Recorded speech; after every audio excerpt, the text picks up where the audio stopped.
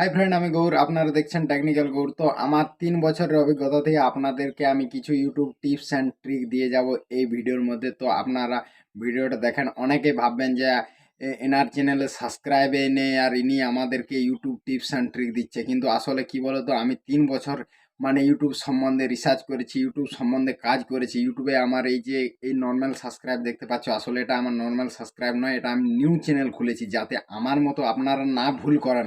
এই জন্যে বিশেষ করে এই চ্যানেলটা খুলেছি। আর আমি অনেক ভিডিও দিয়ে দিয়েছি অলরেডি।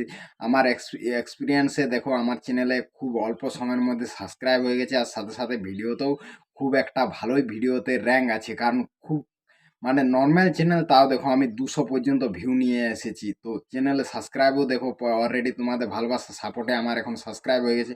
তো আপনারা চলুন এই টিপস অ্যান্ড ট্রিকটা দেখতে থাকেন।